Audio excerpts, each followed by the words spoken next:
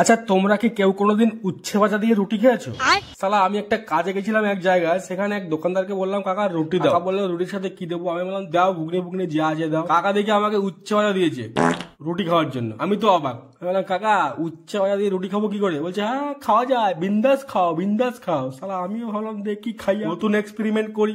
উচ্ছে ভাজার বিচ্ছি মুখের মধ্যে আটকে যাচ্ছে এখানে ওখানে, তাও লাগছে, কি করবো? পয়সা দিতে হবে, ফেলেও আসতে পারবো না, একটু একটু খেয়ে নিলাম। কাকাকে তো মনে মনে ইচ্ছা মতো গালি দিলাম যে বো কাকা জীবনে সারা তোর মতো গান্ডু আমি দেখিনি। উচ্ছে ভাজা দিয়েছি যে আমাকে রুটি খাওয়ার জন্য, বলতেও কিছু পারছি না, যদি কেলি চুপচাপ মুখ বন্ধ করে খেয়ে নিলাম। না আর নেওয়া যাচ্ছে না। তারপরে একটা ডিম নিয়ে নিলাম কাকার থেকে, যে কাকা তোমরা ডিম দাও আমাকে। কাকাকে বললাম ডিম দাও, কাকা ডবল ডিমের অমলেট দিয়ে দিয়েছে। মানে কাকা আলাদাই লেভেলের গাঁজা ফুকে থাকে সারাদিন মনে হয়। কে বলেছে কাকা দুটো ডিম দিতে?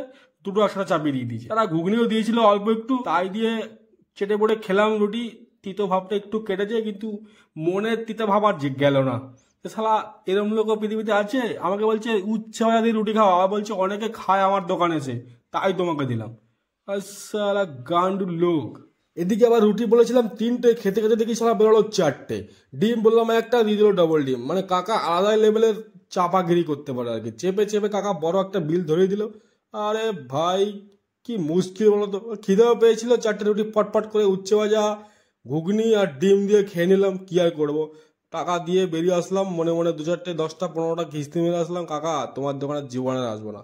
সালা আলাদা লেভেলেরই বিজনেসম্যান। মানে আমাকে জিজ্ঞাসা করে না কি দেবো, আমি বললাম ডিম দাও ডবল ডিম। বললাম 3টে, দিল 4টে রুটি। ঘুগনি দিয়েছে ওরা বাটির নিচে অল্প একটু।